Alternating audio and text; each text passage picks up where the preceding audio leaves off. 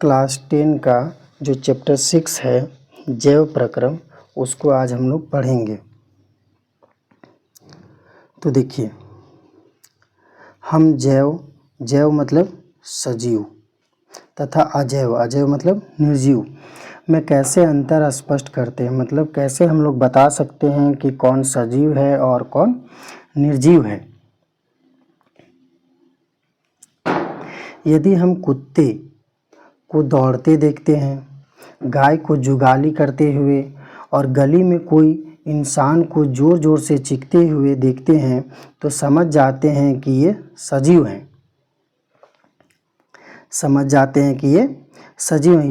यदि कुत्ता, गाय, इंसान अगर सो रहे हैं तो क्या तब भी हम यही सोचेंगे कि ये सजीव है?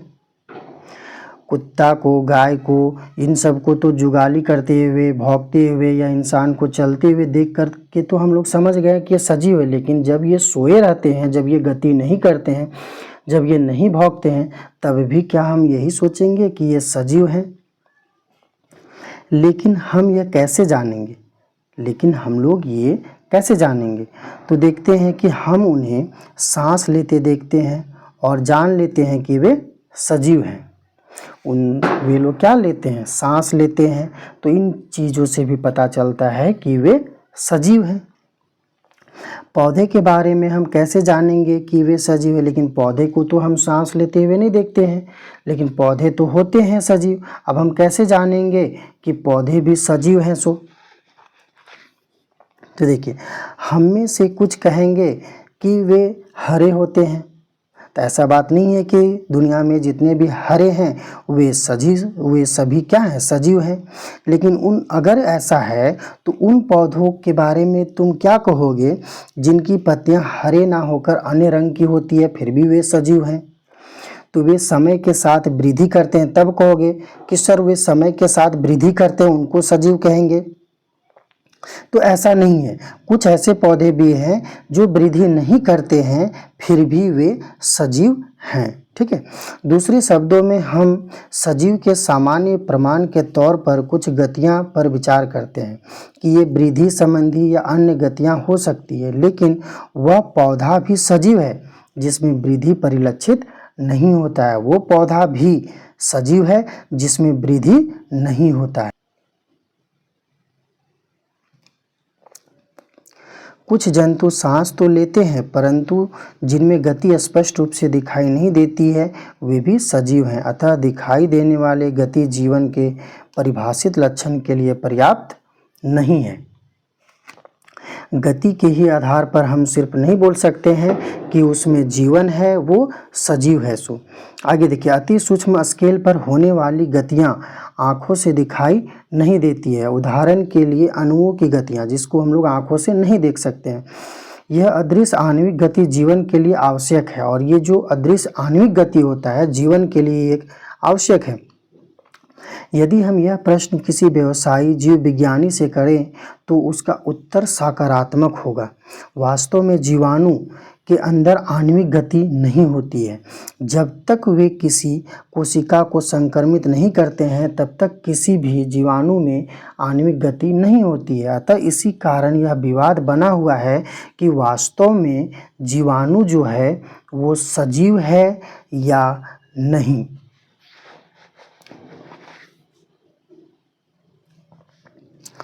जीवन के लिए आणविक गतियाँ क्यों आवश्यक है?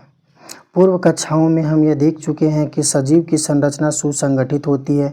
उनमें उत्तक हो सकते हैं, उत्तकों में कोशिकाएं होती है और कोशिकाओं में छोटे घटक होते हैं। सजीव की यह संगठित एवं सुव्यवस्थित संरचना समय के साथ पर्यावरण के प्रभाव के कारण विघटित होने लगती है।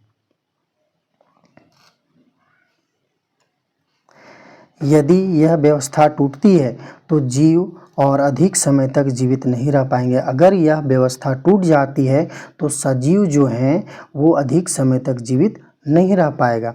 अतः जीवों के शरीर की मरम्मत और अनुरक्षण की आवश्यकता होती रहती है, क्योंकि ये सभी संरचनाएं अणुओं से बनती है। अतः उन्हें अणुओं को लगातार गतिशील बनाए रखना चाहिए। इसीलिए सजीवों में गति की आवश्यकता होती है। सजीवों में अनुरक्षण प्रक्रम कौन से हैं? उनको हम लोग खोजते हैं। तो चलिए खोजते हैं उन लोगों के। सजीवों में अनुरक्षण प्रक्रम कौन से हैं, देखते हैं अब हम लोग कि जैव प्रक्रम है क्या। तो जीवों का अनुरक्षण कार्य निरंतर होना चाहिए। जीवों में जो अनुरक्षण का कार्य है वो निरंतर होना चाहिए। यह उस समय भी चलता रहता है जब जीव जो है कोई विशेष कार्य नहीं कर रहा है, उस समय भी अनुरक्षण का कार्य चलते रहता है। जैसे कि जब हम सो रहे हों या कक्षा में बैठे हों, गतिशील में नहीं हो, उस समय भी यह अनुरक्षण का काम चलता रहना चाहिए। वे सभी प्रक्रम जो सम्मिलित रूप से अनुरक्षण का कार्य करते हैं जैव प्रक्रम कहलाते हैं। यहाँ से जैव प्रक्रम का परिभाषा भी लिख लेंगे कि वे सभी प्रक्रम जो सम्मिलित रूप से अनुरक्षण का कार्य करते हैं वे जैव प्रक्रम कहलाते हैं। क्योंकि क्षति टूट फूट रोकने के लिए अनुरक्षण प्रक्रम की आवश्यकता होती है, अतः इसके लिए ऊर्जा की भी आवश्यकता होती है टूट फूट रोकने के लिए। यह ऊर्जा एकल जीव के शरीर के बाहर से आती है। जो एकल जीव है, जो एक कोशिकीय जीव है, इसमें यह ऊर्जा बाहर से आती है। इसलिए ऊर्जा के स्रोत का बाहर से जीव के शरीर में स्थानांतरण के लिए कोई प्रक्रम होना चाहिए, तभी तो बाहर से ऊर्जा जीव के अंदर आएगा।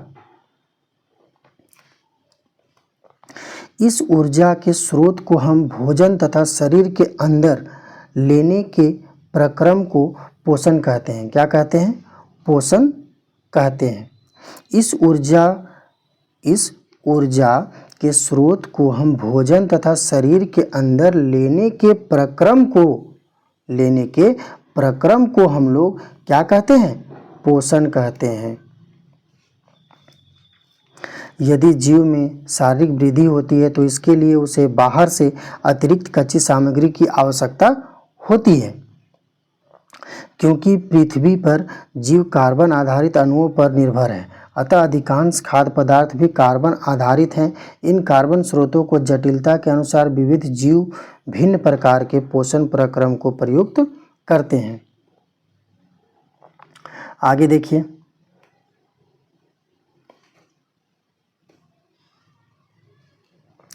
चूँकि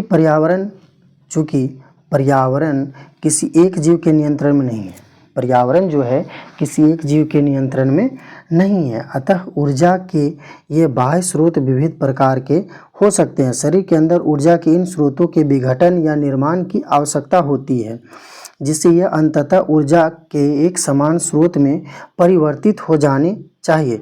यह विभिन्न आणविक गतियों के लिए एवं विभिन्न जीव शरीर के अनुरक्षण तथा शरीर की वृद्धि के लिए आवश्यक अणुओं के निर्माण में उपयोगी है। इसके लिए शरीर के अंदर जो रासायनिक क्रियाओं की एक श्रृंखला की आवश्यकता होती है। शरीर के अंदर एक रासायनिक क्रियाओं की श्रृंखला की आवश्यकता होती है, उपचयन और अपचयन अभिक्रियाएं। तो जो उपचयन और अपचयन की जो अभिक्रियाएं होती हैं, अणुओं के विघटन की कुछ सामान्य रासायनिक युक्तियां हैं। इसके लिए बहुत से जीव शरीर के बाहरी स्रोत से ऑक्सीजन प्रयुक्त करते हैं। इसके लिए ऑक्सीडेशन और रिडक्शन के लिए बहुत सारे जीव जो हैं और वो शरीर के बाहर से ऑक्सीजन प्रयुक्त करते हैं। शरीर के बाहर से ऑक्सीजन को ग्रहण करना, शरीर के बाहर से ऑक्सीजन को ग्रहण करना तथा कोशिकीय आवश्यकता के अनुसार खाद्य स्रोतों के विघटन में इसका उपयोग करना श्वसन कहलाता है। यहाँ से डिफिनीशन लिख लीजिए कि शरीर के बाहर से ऑक्सीजन को ग्रहण करना तथा कोशिकीय आवश्यकता के अनुसार खाद्य स्रोत के विघटन में उसका उपयोग श्वसन कहलाता है। यहाँ तक आगे देखिए, एक कोशिकीय जीव की पूरी सतह पर्यावरण के संपर्क में रहता है, अतः उन्हें भोजन ग्रहण करने के लिए, गैसों का आदान प्रदान करने के लिए या जो वर्ज्य पदार्थ होते हैं उनको बाहर निकालने के लिए कोई विशेष अंग की आवश्यकता उनको नहीं होती है। लेकिन जब जीव बड़ा होता है, जिसका शरीर आकार में बड़ा होता है, शारीरिक अभिकल्प अधिक जटिल होता है, उनको तो शरीर से जो वेस्ट मटेरियल है उनको बाहर निकालने के लिए तो अंग चाहिए ही। तो देखिए, बहुकोशिकीय जीवों में सभी कोशिकाएं अपने आसपास के पर्यावरण के सीधे संपर्क में नहीं रह सकती, अतः साधारण विसरण सभी कोशिकाओं की आवश्यकताओं की पूर्ति नहीं कर सकता है। एक साधारण विसरण से ही सभी कोशिकाओं की जो आवश्यकता है उनको पूरा नहीं किया जा सकता है। आगे देखिए, हम पहले भी देख चुके हैं कि बहुकोशिकीय जीवों में विभिन्न कार्यों को करने के लिए अलग अलग अंग की आवश्यकता होती है। हम इन विशिष्टीकृत ऊतकों से तथा जीव के शरीर में उनके संगठन से परिचित हैं, जानते हैं। अतः इसमें कोई आश्चर्य करने वाली बात नहीं है कि भोजन और ऑक्सीजन का अंतर्ग्रहण विशिष्टीकृत ऊतकों का कार्य है, परंतु इसमें एक समस्या पैदा होती है। यद्यपि भोजन और ऑक्सीजन का अंतर्ग्रहण कुछ विशिष्ट अंगों द्वारा ही होता है, परंतु इनका जो प्रयोग है वो शरीर का सभी भाग करता है।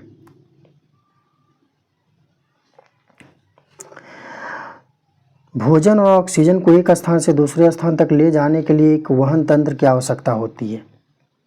ठीक है, भोजन और ऑक्सीजन को एक जगह से दूसरे जगह ले जाने के लिए एक वहन तंत्र की आवश्यकता होती है।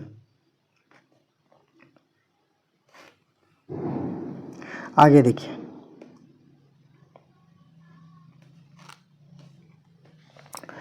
जब रासायनिक अभिक्रियाओं में कार्बन स्रोत तथा ऑक्सीजन का उपयोग ऊर्जा प्राप्ति के लिए होता है, जब ऑक्सीजन और कार्बन डाइऑक्साइड का प्रयोग ऊर्जा प्राप्ति के लिए होता है, तब ऐसे उपोत्पाद भी बनते हैं जो शरीर की कोशिकाओं के लिए न केवल अनुपयोगी होते हैं, शरीर की कोशिकाओं के लिए उनका कोई उपयोग नहीं है, बल्कि वे हानिकारक भी हो सकते हैं। इन अपशिष्ट उत्पादकों को शरीर से बाहर निकालना बहुत ही जरूरी होता है, और इस प्रक्रम को मतलब इन अपशिष्ट उपोत्पादों को शरीर से बाहर निकालने के प्रक्रम को हम उत्सर्जन कहते हैं। तो डिफिनीशन या परिभाषा यहाँ से लिख सकते हैं आप कि अपशिष्ट उपोत्पादों को शरीर से बाहर निकालना या निकालने के प्रक्रम को हम उत्सर्जन कहते हैं। यदि बहुकोशिकीय जीवों में शरीर अभिकल्पना के मूल नियमों का पालन किया जाता है तो उत्सर्जन के लिए विशिष्ट ऊतक विकसित हो जाएगा। इसका अर्थ यह है कि परिवहन तंत्र की आवश्यकता अपशिष्ट पदार्थों को कोशिका से इस उत्सर्जन ऊतक तक पहुंचाने की होती है। कह सकते हैं कि परिवहन तंत्र की आवश्यकता क्यों होती है? तो परिवहन तंत्र की आवश्यकता हमें इसलिए होती है कि जो अपशिष्ट पदार्थ हैं उनको कोशिका से निकाल करके उत्सर्जन ऊतक तक पहुंचाने की होती है। ठीक है, आगे देखिए,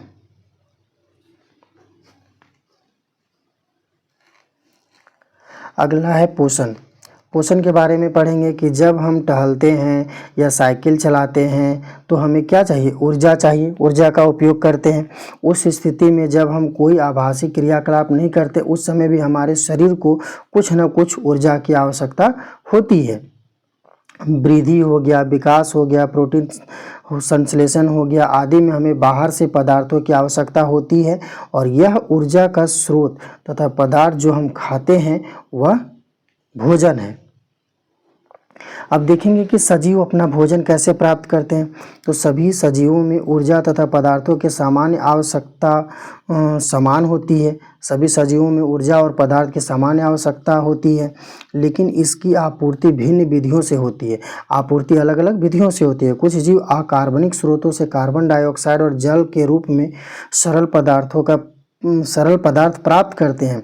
ये जीव स्वपोषी होते हैं, जिसमें सभी हरे पेड़ पौधे आ गए और कुछ जीवाणु आ गए। अन्य जीव जटिल पदार्थों का उपयोग करते हैं। हरे पेड़ पौधे और कुछ जीवाणु को छोड़ करके अन्य जीव जो हैं वो जटिल पदार्थों का उपयोग करते हैं, और इन जटिल पदार्थों को सरल पदार्थों में खंडित करना अनिवार्य होता है ताकि ये जीव समारक्षण तथा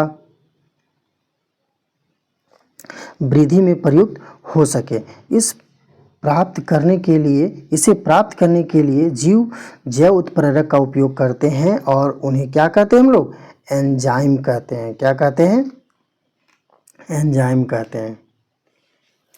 अतः विषमपोषी उत्तरजीविता के लिए प्रत्यक्ष या परोक्ष रूप से स्वपोषी पर आश्रित होते हैं। जंतु तथा कवक इसी प्रकार के विषमपोषी जीवों में सम्मिलित हैं। आगे देखिए,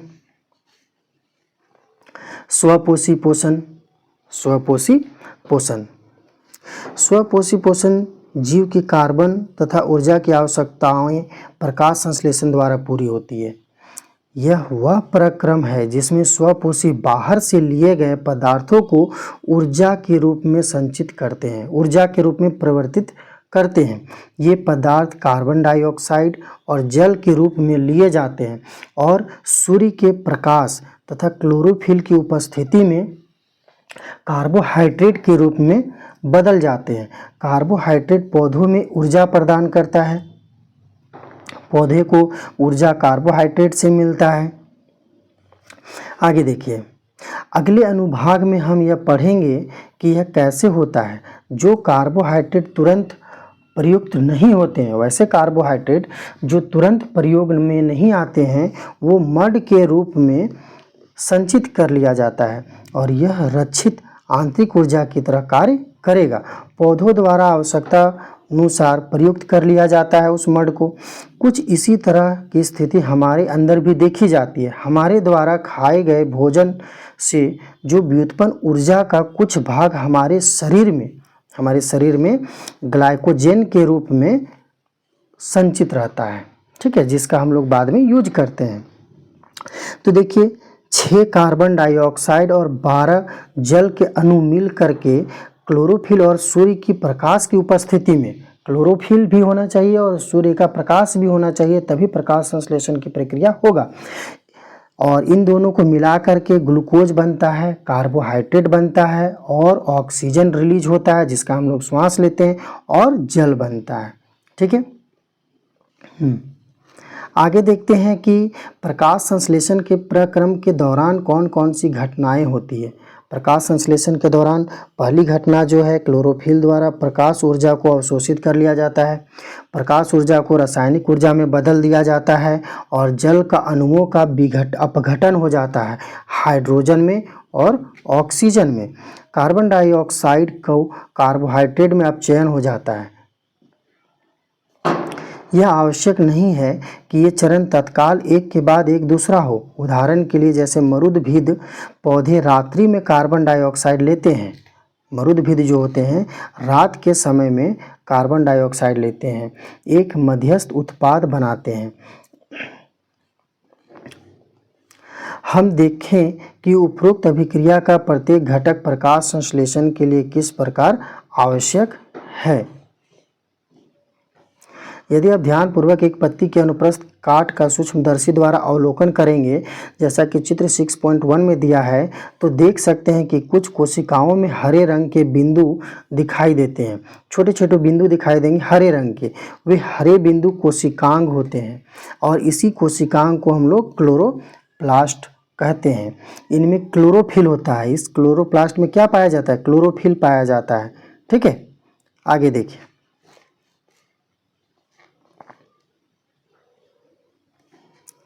अब हम देखेंगे कि पौधे कार्बन डाइऑक्साइड कैसे प्राप्त करते हैं। पौधे जो हैं कार्बन डाइऑक्साइड कैसे प्राप्त करते हैं। तो क्लास 9 में हम लोग पढ़े थे रंध्र के बारे में चर्चा किए थे। जो पत्ती की सतह पर सूक्ष्म छिद्र होते हैं ना, उन्हें ही हम लोग रंध्र कहते हैं। पत्ती की सतह पर जो छोटे छोटे छिद्र होते हैं उन्हें हम लोग रंध्र कहते हैं। और प्रकाश संश्लेषण के लिए गैसों का जो अधिकांश आदान प्रदान होता है इन्हीं छिद्रों के द्वारा होता है। लेकिन यहाँ यह जानना भी आवश्यक है कि गैसों का आदान प्रदान सिर्फ पत्ता से नहीं होता है, जड़ से भी होता है, उसका तना से भी होता है, ठीक है। और इन रंध्रों से पर्याप्त मात्रा में जल की हानि भी होती है। अतः जब प्रकाश संश्लेषण के लिए कार्बन डाइऑक्साइड की आवश्यकता नहीं होती है तो पौधे इन्हीं छिद्रों को क्या कर लेते हैं? बंद कर लेते हैं। छिद्रों का खुलना और बंद होना कोशिकाओं का एक कार्य है। द्वार कोशिकाओं में जब जल भर जाता है तो वो फूल जाता है और फूलने के कारण रंध्र का छिद्र खुल जाता है और इस तरह से जब द्वार कोशिकाएं सिकुड़ जाती है तो ये छिद्र क्या हो जाता है, बंद हो जाता है।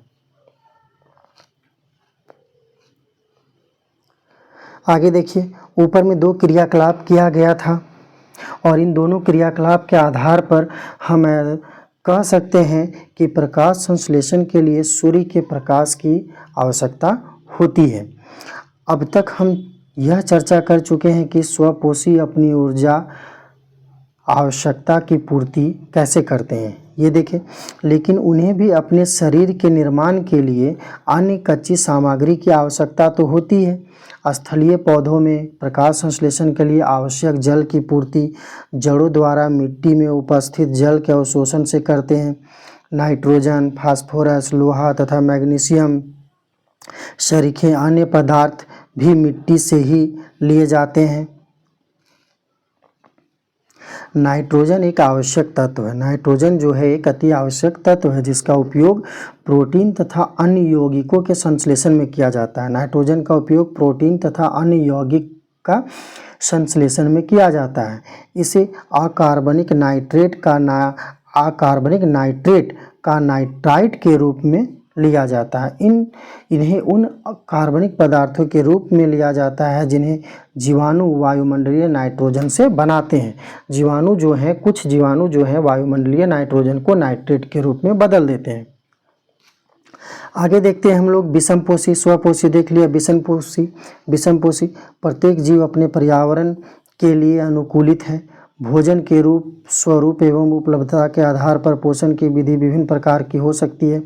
इसके अतिरिक्त जीव के भोजन ग्रहण करने के ढंग पर भी निर्भर करती है। उदाहरण के लिए यदि भोजन स्रोत अचल है, जैसे कि घास, वो चल फूल नहीं सकता है, और दूसरा हिरन जो इधर उधर जा सकता है, दोनों प्रकार के भोजन का अभिगम का तरीका अलग अलग है। गाय व शेर किस पोषक उपकरण का उपयोग करते हैं? जीवों द्वारा भोजन ग्रहण करने और उसके उपयोग की अनेक युक्तियां हैं। कुछ जीव भोज्य पदार्थों का विघटन शरीर के बाहर ही कर देते हैं, तब उसका अवशोषण करते हैं। फफूंदी, जैसे कौन कौन? फफूंदी हो गया, ईस्ट हो गया, मशरूम हो गया, कवक हो गया, ये उदाहरण हैं। ठीक है, और ये जो हैं भोज्य पदार्थों का विघटन शरीर के बाहर ही कर देते हैं। अन्य जीव संपूर्ण भोज्य पदार्थ का अंतर्ग्रहण करते हैं और उनका पाचन भी शरीर के अंदर होता है। लेकिन फफूंदी, ईस्ट, मशरूम और कवक, इनका जो ये ऐसे जीव हैं जो अपने भोज्य पदार्थों का विघटन शरीर के बाहर करते हैं। आगे देखते हैं, जीव द्वारा किस भोजन का अंतर्ग्रहण किया जाए तथा उसके पाचन की विधि उसके शरीर की अभिकल्पना तथा कार्यशैली पर निर्भर करता है। घास हो गया, फल हो गया, कीट, मछली, मृत खरगोश, खाने वाले जंतुओं के अंतर के बारे में आप क्या सोचते हैं? कुछ अन्य जीव पौधों और जंतुओं को बिना मारे उनसे पोषण प्राप्त करते हैं। यह पोषक युक्ति अमरबेल, किलनी, जूं, लीच, फीता कृमि और क्या हो गया, बहुत से जीवों द्वारा प्रयुक्त होती है। आगे देखते हैं कि जीव अपना भोजन कैसे करते हैं। क्योंकि भोजन उनके अंतर्ग्रहण की विधि भिन्न है, अतः विभिन्न जीवों में पाचन तंत्र भी अलग अलग होते हैं। एक कोशिकीय जीवों में भोजन संपूर्ण सतह से ले लिया जाता है, लेकिन जीव की जटिलता बढ़ने के साथ साथ विभिन्न कार्य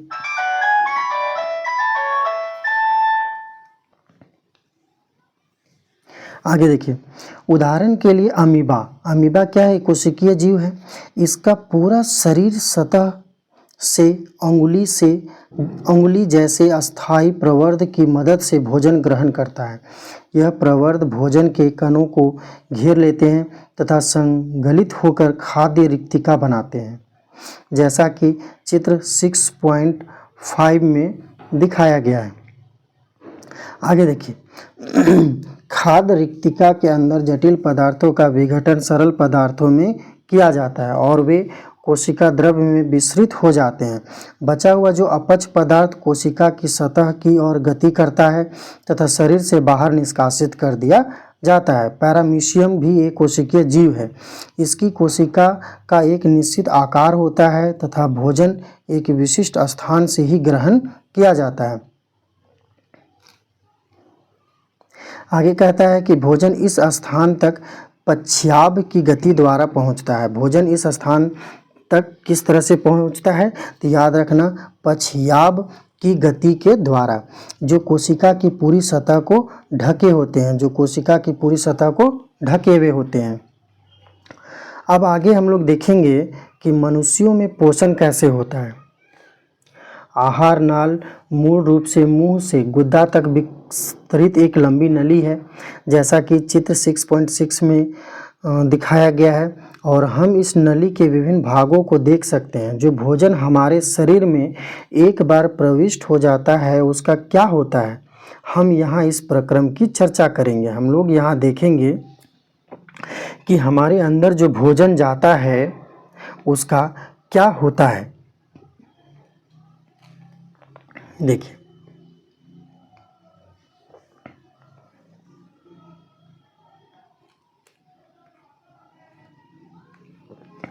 हम तरह तरह के भोजन खाते हैं जिन्हें उसी भोजन नली से गुजरना होता है। प्राकृतिक रूप से भोजन को एक प्रक्रम से गुजरना होता है जिसे वह उसी प्रकार के छोटे छोटे कणों में बदल जाता है। हम दांतों से चबाकर पूरा कर लेते हैं, क्योंकि आहार का स्तर बहुत कोमल होता है। अतः भोजन को गीला किया जाता है ताकि इसका मार्ग आसान हो जाए। भोजन को गीला करने से ये भोजन आसानी से हमारे पेट में चले जाए। अतः इसीलिए भोजन को गीला किया जाता है ताकि इसका मार्ग आसान हो जाए। जब हम अपनी पसंद का कोई पदार्थ खाते हैं तो हमारे मुंह में पानी आ जाता है। यह वास्तव में केवल जल नहीं होता है, यह लाला जो ग्रंथि से निकलने वाला एक रस है, जिसमें लाला रस या लार होता है। जिस भोजन को हम खाते हैं उसका दूसरा पहलू उसकी जटिल रचना है। जिस भोजन को हम खाते हैं उसका दूसरा पहलू जो है वो क्या है? एक जटिल रचना है। यदि इसका अवशोषण आहार नाल द्वारा करना है तो इसे छोटे छोटे अणुओं में खंडित करना होगा। यह काम जैव उत्प्रेरक द्वारा किया जाता है। यह काम जो है किसके द्वारा किया जाता है? जैव उत्प्रेरक के द्वारा। और उसे ही क्या कहते हैं हम लोग? एंजाइम कहते हैं। लार भी एक एंजाइम है। लार भी क्या होता है? जो हमारे मुंह से लार निकलता है वह भी एक प्रकार का एंजाइम है, जिसे लार एमिलेस कहते हैं। याद रखना, लार एमिलेस कहते हैं। यह मड जटिल अणु को शर्करा में खंडित कर देता है, और यह जो एमिलेस है ये मड जटिल अणु को शर्करा में खंडित कर देता है। भोजन को चबाने के दौरान पेशीय जिह्वा, जो हमारा जीभ है, भोजन को लार के साथ पूरी तरह मिला देता है। जो हमारे मुंह से लार निकलता है, ठीक है, और जीभ की सहायता से वह लार जो होता है पूरे भोजन में मिल जाता है। आहार नली के हर भाग में क्या होता है? भोजन की नियमित रूप से गति उसके सही ढंग से प्रक्रमित होने के लिए आवश्यक है। यह कर्माकुंचक गति पूरी भोजन नली में होती है। मुंह से अमाशय तक भोजन ग्रसिका तथा इसोफेगस, याद रखना, ग्रसिका और इसोफेगस द्वारा ले जाया जाता है मुंह से। फिर अमाशय एक बृहत अंग है जो भोजन आने पर पूरा फैल जाता है। अमाशय की पेशीय भित्ति भोजन को अन्य पाचक रसों के साथ मिश्रित करने में सहायक होता है। जो अमाशय की पेशीय भित्ति होती है उसमें भोजन को अन्य पाचक रसों के साथ मिलाने में सहायक होता है। यह पाचन कार्य अमाशय की भित्ति में उपस्थित जो जठर ग्रंथियां हैं के द्वारा संपन्न होते हैं। ये हाइड्रोक्लोरिक अम्ल, प्रोटीन पाचक एंजाइम पेप्सिन, श्लेष्मा का स्रावन करते हैं। हाइड्रोक्लोरिक अम्ल एक अम्लीय माध्यम तैयार करता है जो पेप्सिन एंजाइम की क्रिया में सहायक होता है। आपके विचार में अम्ल और कौन सा कार्य करता है? आप बता सकते हो क्या कि अम्ल का और क्या क्या काम है? आगे देखो, सामान्य परिस्थितियों में श्लेष्मा आमाशय के आंतरिक स्तर की अम्ल से रक्षा करता है। हमें बहुधा वयस्कों को एसिडिटी अम्लता की शिकायत करते सुना है। क्या इस संबंध में उपरोक्त वर्णित विषय से तो नहीं है? तो देखते हैं। आमाशय से भोजन अब क्षुद्रांत में प्रवेश करता है। आमाशय के बाद हमारा जो भोजन है क्षुद्रांत में कहाँ जाता है? क्षुद्रांत में चला जाता है। यह अवरोधनी पेशी द्वारा नियंत्रित होता है। क्षुद्रांत आहार नाल का सबसे लंबा भाग होता है। क्षुद्रांत जो होता है वो आहार नाल का सबसे बड़ा भाग होता है। अत्यधिक कुंडलित होने के कारण यह सहत स्थान में अवस्थित होती है। विभिन्न जंतुओं में क्षुद्रांत की लंबाई उनके भोजन के प्रकार के अनुसार अलग अलग होता है। जैसे घास खाने वाले जो शाकाहारी जीव हैं उनमें सेलुलोज पचाने के लिए क्षुद्रांत की आवश्यकता होती है और मांस का पाचन सरल है, अतः बाघ जैसे मांसाहारी की क्षुद्रांत छोटी होती है। मतलब कह सकते हैं जो शाकाहारी जीव है उसमें क्षुद्रांत लंबा होता है और जो मांसाहारी जीव हैं उनमें क्षुद्रांत छोटा होता है। क्यों? क्योंकि शाकाहारी में सेलुलोज को पचाने के लिए क्षुद्रांत जो होता है लंबा हो जाता है। आगे देखते हैं। क्षुद्रांत कार्बोहाइड्रेट प्रोटीन वसा के पूर्ण पाचन का स्थल है, जहां कार्बोहाइड्रेट प्रोटीन और वसा का पाचन होता है। इस कार्य के लिए यह यकृत तथा अग्नाशय से श्रावण प्राप्त करती है। आमाशय से आने वाला भोजन अम्लीय है। आमाशय से जो आने वाला भोजन होता है वो कैसा होता है? अम्लीय होता है और अज्ञांशिक एंजाइमों की क्रिया के लिए उसे क्षारीय बनाया जाता है। यकृत से स्रावित पीतरस, यकृत से जो पीतरस निकलता है इस कार्य को करता है। यह कार्य वसा पर क्रिया करने के अतिरिक्त है। क्षुद्रांत में वसा बड़ी गोलिकाओं के रूप में होता है जिससे उस पर एंजाइम का कार्य करना मुश्किल हो जाता है। पीत लवण उन्हें छोटी गलिकाओं में खंडित कर देता है जिसे एंजाइम की क्रियाशीलता बढ़ती जाती है। यह साबुन का मैल पर इमल्सीकरण की तरह ही है और जिसके विषय में हम क्लास 4 में ही पढ़ चुके थे। इमल्सीकरण के बारे में क्लास 4 के बारे में ही पढ़ चुके थे। अग्नाशयिक रस का स्रावन करता है जिसे प्रोटीन के पाचन के लिए ट्रिप्सिन एंजाइम होता है। इमल्सीकृत वसा का पाचन करने के लिए लाइपेज एंजाइम होता है और क्षुद्रांत की भित्ति में ग्रंथि होती है जो आंत रस स्रावित करती है। इसमें उपस्थित जो एंजाइम होते हैं आंत में प्रोटीन को अमीनो अम्ल, जटिल कार्बोहाइड्रेट को ग्लूकोज में तथा वसा को वसा अम्ल में और ग्लिसरॉल में बदल देते हैं। आगे देखते हैं। जो पाचित भोजन को आंत की भित्ति अवशोषित कर लेती है। जो पचा हुआ भोजन है वह आंत की भित्ति क्या कर लेती है? अवशोषित कर लेती है। क्षुद्रांत के आंतरिक आस्तर पर अनेक अंगुली जैसे प्रवर्ध होते हैं जिन्हें दीर्घ रोम कहते हैं। ये अवशोषण का सतही क्षेत्रफल बढ़ा देते हैं।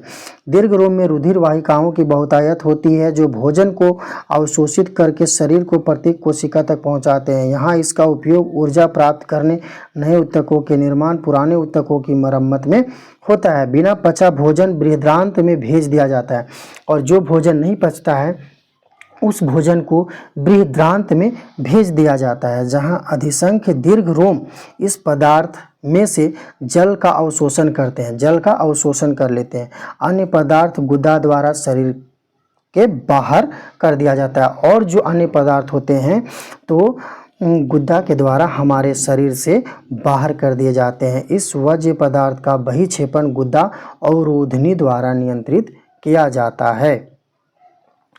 आगे देखते हैं। श्वसन के बारे में पढ़ेंगे। श्वसन क्या है, कैसे होता है, ठीक है।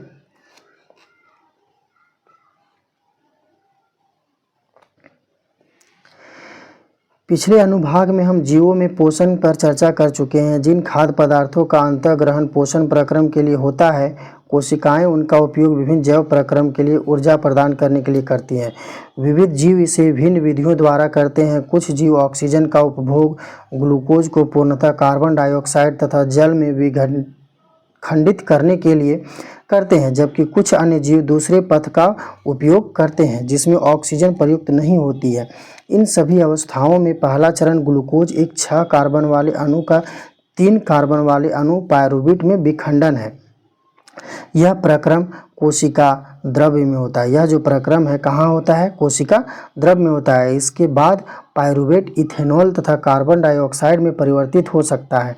यह प्रक्रम किण्वन के समय ईस्ट में होता है, क्योंकि यह प्रक्रम वायु मतलब ऑक्सीजन की अनुपस्थिति में होता है और इस अवायवीय शोषण पायरुवेट का विखंडन ऑक्सीजन का उपयोग करके माइटोकॉन्ड्रिया में होता है और यह प्रक्रम 3 कार्बन वाले पायरुवेट अणु को विखंडित कर देता है और विखंडित करके 3 कार्बन डाइऑक्साइड के अणु देता है। दूसरा उत्पाद हमारा जल होता है, ठीक है, क्योंकि यह प्रक्रम वायु मतलब ऑक्सीजन है ना, वायु ऑक्सीजन की उपस्थिति में होता है यह प्रक्रम, तो इसे हम लोग वायवीय शोषण कहते हैं। वायवीय शोषण में ऊर्जा का जो मोचन होता है अवायवीय शोषण की अपेक्षा अधिक होता है। कभी कभी जब हमारी पेशी कोशिकाओं में ऑक्सीजन का अभाव हो जाता है तो पायरुवेट का विखंडन के लिए दूसरा पथ अपनाया जाता है और यह पायरुवेट एक अन्य 3 कार्बन वाले लैक्टिक अम्ल में परिवर्तित हो जाता है। अचानक किसी क्रिया के होने से हमारी पेशियों में लैक्टिक अम्ल का निर्माण होता है, जिसे हम लोग क्या कहते हैं?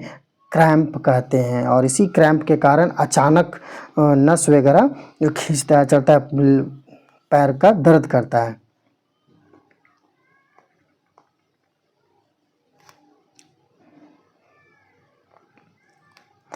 आगे देखते हैं कोशिकीय शोषण। कोशिकीय शोषण द्वारा मोचित ऊर्जा तत्काल ही एटीपी में